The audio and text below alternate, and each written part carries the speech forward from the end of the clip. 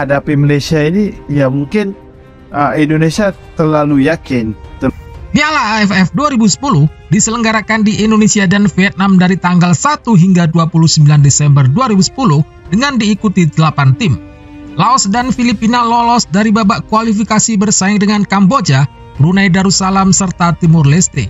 Grup A ada Indonesia, Malaysia, Thailand, dan Laos. Grup B dihuni oleh Vietnam, Filipina, Singapura, dan Myanmar. Di Piala AFF 2010, timnas Indonesia dilatih Alfred Riedel. Pelatih asal Austria itu merupakan mantan nakhoda timnas Vietnam dan Laos. Dalam persiapannya, Riedel di luar dugaan mencoret Boaz Solosa, pemain asal Persipura Jayapura yang ketika itu melakukan tindakan indisipliner. Padahal, Boaz moncer bersama Mutiara Hitam di Indonesia Super League. Riedel mengandalkan pemain senior dan muda dalam skuadnya. Ada Bambang Pamungkas, Budi Sudarsono, Firman Utina, Hamka Hamzah, Maman Abdurrahman, Eka Ramdhani, Ahmad Bustomi, Muhammad Nasuha, Zulkifli Syukur hingga Marcus Horizon yang merupakan pemain senior. Mereka membimbing Yongki Aribowo, Johan Juansyah, Irfan Bakdim, Kurnia Mega Hermansyah hingga Octavianus Maniani sebagai pemain muda. Satu nama yang menjadi perhatian adalah Christian Gonzalez yang baru saja mengecap warga negara Indonesia melalui jalur naturalisasi. Lalu ada Irfan Bakdim, pemain keturunan Belanda berpaspor Indonesia dengan label X, pemain akademi Ajax Amsterdam. Timnas Indonesia langsung tampil menggila di babak penyisihan grup A.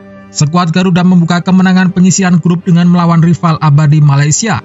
Tidak tanggung-tanggung, Timnas Indonesia menang 5-1. Lalu Timnas Indonesia menang atas Laos 6-0 dan Thailand 2-1. Kemenangan atas Thailand membuat legenda Timnas Inggris Brian Robson dipecat dari kursi pelatih negeri Gajah Putih. Timnas Indonesia lolos ke semifinal sebagai juara grup A dengan predikat sempurna 9 poin dari 3 kemenangan. Di babak semifinal, Timnas Indonesia menghadapi Filipina yang mengandalkan pemain naturalisasi.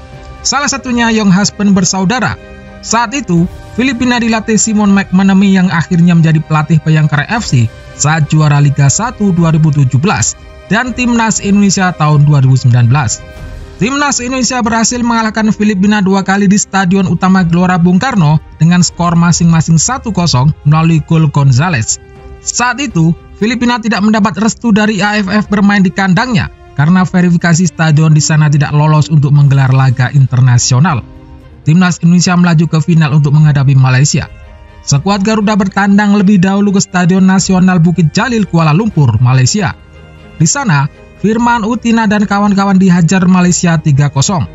Butuh kemenangan lebih dari 3 gol untuk Timnas Indonesia mengunci gelar perdana Piala AFF. Sayang, Timnas Indonesia hanya bisa menang 2-1 di Stadion Utama Gelora Bung Karno. Malaysia pun menjadi juara Piala AFF untuk pertama kalinya. Akhir yang miris bagi Timnas Indonesia yang melewati fase grup hingga semifinal dengan superior. Padahal, sepanjang gelaran, supporter Timnas Indonesia selalu memadati Stadion Utama Gelora Bung Karno. Tak ayal, seluruh masyarakat menonton Timnas Indonesia saat bertanding. Ini merupakan momen greget Timnas Indonesia sepanjang Piala AFF. Kegagalan Timnas Indonesia pada ajang ini berbuntut panjang. Sekitar sebulan setelah gelaran Piala AFF 2010 usai, beredar surat kaleng dari seseorang yang mengaku bernama Eli Cohen. Eli Cohen adalah nama samaran dari sosok yang mengaku sebagai pegawai Dirjen Pajak. Surat kaleng ini dikirim Cohen ke alamat surel Dinas Presiden RI waktu itu, Susilo Bambang Yudhoyono, dan redaksi 2 media olahraga nasional. Namun, salinan surat tersebut sampai beredar luas melalui media sosial. Dan inilah selengkapnya isi surel Eli Cohen. Mohon penyelidikan skandal suap saat Piala AFF di Malaysia. Kepada yang terhormat, Bapak Susilo Bambang Yudhoyono, Presiden Republik Indonesia di Jakarta. Dengan hormat, perkenalkan nama saya Eli Cohen, pegawai pajak di lingkungan Kementerian Keuangan Republik Indonesia. Semoga Bapak Presiden dalam keadaan sehat selalu. Minggu ini saya membaca majalah Tempo yang mengangkat tema khusus soal PSSI. Saya ingin menyampaikan informasi terkait dengan apa yang saya dengar dari salah satu wajib pajak yang saya periksa dan kebetulan adalah pengurus PSSI. Maaf saya tidak bisa menyebutkan namanya. Dari testimoni yang disampaikan ternyata sangat mengejutkan, yaitu adanya dugaan skandal suap yang terjadi dalam final Piala AFF yang dilangsungkan di Malaysia. Disampaikan bahwa kekalahan tim sepak bola Indonesia dari tuan rumah Malaysia saat itu adalah sudah ditentukan sebelum pertandingan dimulai. Hal ini terjadi karena adanya permainan atau skandal suap yang dilakukan oleh bandar judi di Malaysia dengan petinggi penting di PSSI, yaitu XX dan XXX. Dari kekalahan tim Indonesia ini, baik bandar judi maupun dua orang oknum PSSI ini meraup untung puluhan miliar rupiah. Informasi dari kawan saya, saat di kamar ganti dua orang oknum PSSI ini masuk ke ruang ganti pemain. Menurut aturan resmi seharusnya hal ini dilarang untuk memberikan instruksi kepada oknum pemain. Insiden laser dinilai sebagai salah satu desain dan pemicunya untuk mematahkan semangat bertanding. Keuntungan yang diperoleh oleh dua oknum ini dari bandar judi ini digunakan untuk kepentingan Kongres PSSI yang dilangsungkan pada tahun ini. Uang tersebut untuk menyuap peserta Kongres agar memilih XX kembali sebagai Ketua Umum PSSI pada periode berikutnya. Saya bukan penggemar sepak bola, namun sebagai seorang nasionalis dan cinta tanah air, saya sangat marah atas informasi ini. Nasionalisme kita seakan sudah dijual kepada bandar judi untuk kepentingan pribadi oleh oknum PSSI yang tidak bertanggung jawab. Oleh karenanya saya meminta Bapak Presiden untuk melakukan penyelidikan atas skandal suap yang sangat memalukan ini. Semoga Tuhan memberkati negara ini. Hormat kami, Eli Cohen, pegawai pajak. Catatan, XX dan XXX adalah dua nama pejabat PSSI. Eli Cohen mengungkap inisial dua pejabat ini, namun demi alasan etis, inisial ini disamarkan. Sengkarut yang terjadi akibat surat kaleng ini membuat Menteri Pemuda dan Olahraga waktu itu Andi Malarangeng berang. Ia pun meminta polisi mengusut dugaan terjadinya perilaku lancung tersebut. Saya sudah menerima tembusan email tersebut. Sudah saya baca. Dari segi substansi, saya sangat terkejut. Kalau apa yang disampaikan itu benar, maka tentu saja bukan kriminalitas biasa, tapi pengkhianatan pada negara. Kita tidak mau hanya surat kaleng saja. Butuh bukti yang jelas. PSSI sendiri kebakaran jenggot dengan adanya rumor tersebut. Humas PSSI waktu itu, Tubagus Adi, menyebut bahwa adanya aksi pengaturan skor ataupun penjualan hasil laga leg pertama Piala AFF 2010 adalah omong kosong. Menurutnya, wajar jika ada pengurus PSSI yang masuk ke ruang ganti pemain di laga itu, bukan untuk memberikan instruksi kotor. Ia menyebut, masuknya pengurus PSSI ini justru menyuntikkan semangat kepada tim. Saya rasa mustahil bakal terjadi suap atau semacam itu.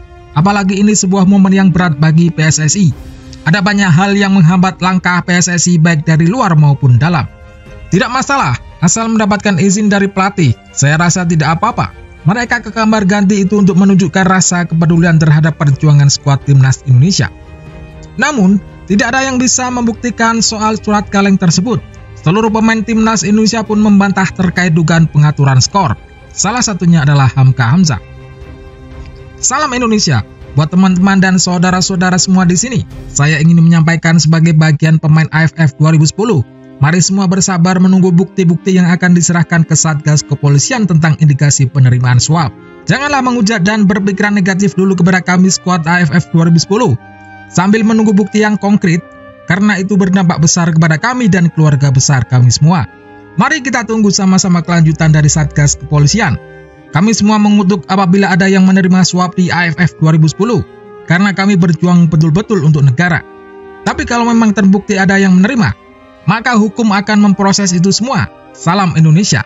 Saya bukan orang yang suci tanpa dosa, tapi saya tidak akan menafkahi anak dan istri saya dari barang haram, secara bentuk maupun cara mendapatkannya. AFF 2010 semua bangsa Indonesia kecewa, banyak yang menangis, apalagi saya sebagai pelaku di lapangan.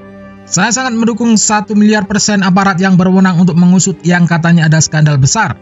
Silakan diusut dan bongkar kalau memang ada bukti-bukti yang kuat. Karena ini dampaknya kepada semua elemen tim waktu itu. Imbasnya semua jadi kena. Kalau memang ada yang berkhianat dalam tim ini, saya orang pertama yang mendoakan semoga Allah memberi ampunan. Baru-baru ini, Christian Gonzalez mendadak juga membahas isu suap pemain timnas Indonesia ketika Piala AFF 2010 silam.